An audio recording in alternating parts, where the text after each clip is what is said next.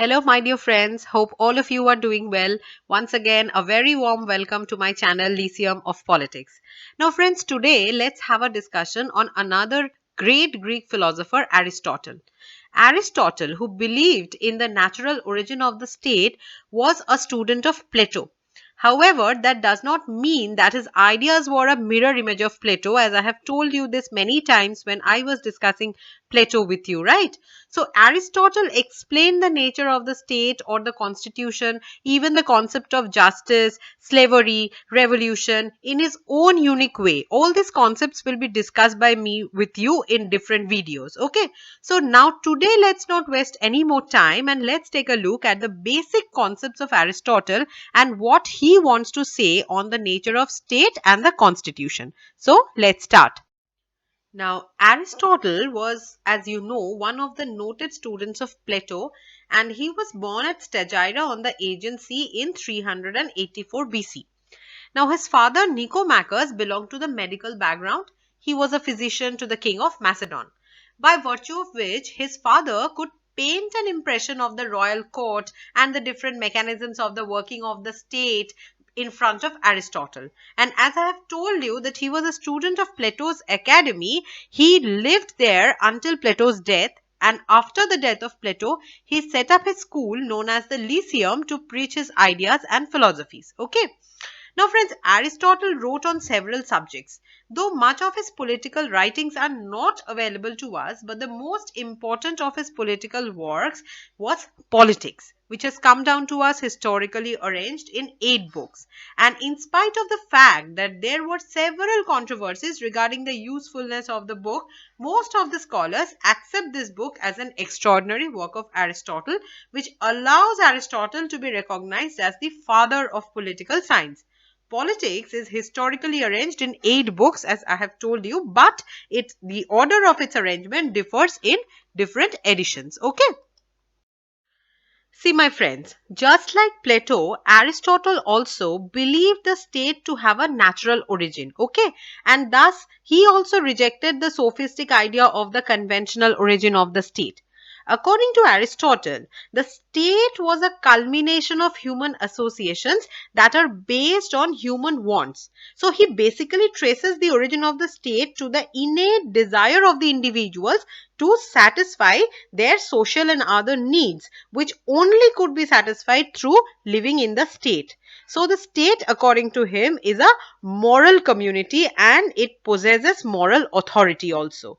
The state, according to Aristotle, is also noted as a political koinonia, or a form of association that ensures not merely a life but a good life of the individuals.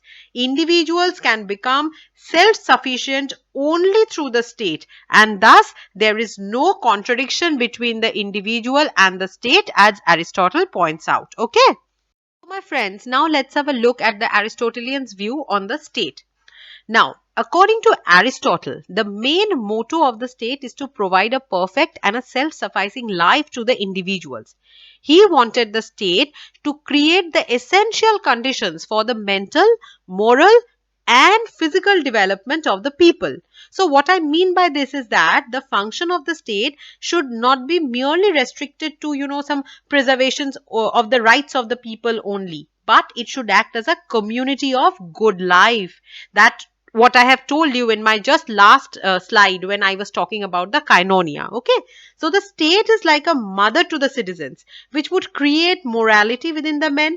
The state is the whole and the individual would act as a part of it. And the individual would be able to find their true end by living in the state.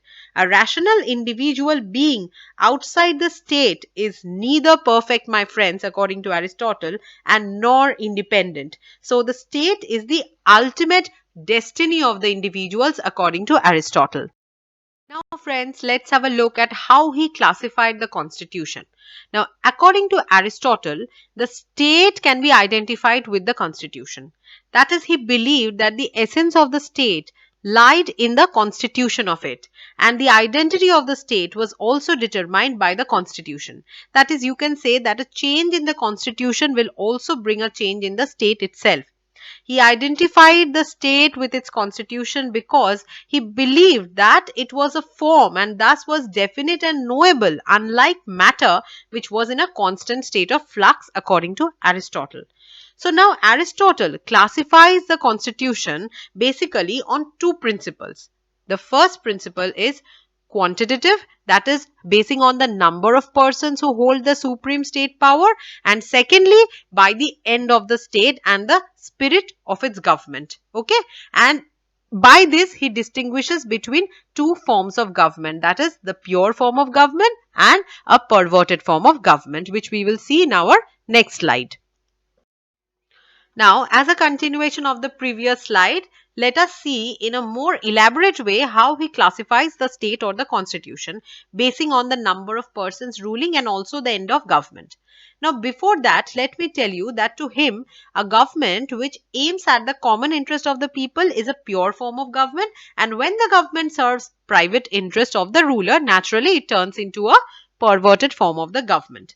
So accordingly, there are three pure forms and three perverted kinds of government as mentioned by Aristotle. Fine. Let's have a look at this table. The three pure forms of government according to him are monarchy, aristocracy and polity. And they have three perverted forms like tyranny, oligarchy and democracy. Now monarchy is the rule of one person, okay, with tyranny as its perverted form. Aristocracy is the rule of few persons with oligarchy as the perverted form, and polity is the rule of many for the good of all, which gets perverted into democracy, which represent rule in favor of many poor. He believes that in a state the elements of birth, wealth, number and virtue contend for power. Now, out of all these forms, my friends, he believed the polity to be the best and practicable form of government because it possessed a healthy combination of liberty and wealth according to Aristotle, and also possessed the qualities of moderation and stability. Okay, so in this connection, let me mention that in his ideal state also, he preferred the dominance of middle class, who according to him can provide stability to the state. Thus, his ideal state tends to follow the rule of golden mean. Fine. So friends, this was Aristotle's concept of state and constitution in very short and simple terms. According to Aristotle, it's a vast area of discussion when you want to talk about state or constitution. So very soon I will come back to you with the other views of Aristotle one after another. Till then, feel free to comment if you want me to prepare any particular topic for your convenience. And of course, if you like my video, do not forget to hit the like button and please do subscribe to our channel. And till then, never stop learning and keep on exploring. Bye bye. Keep well. I will come back to you very soon.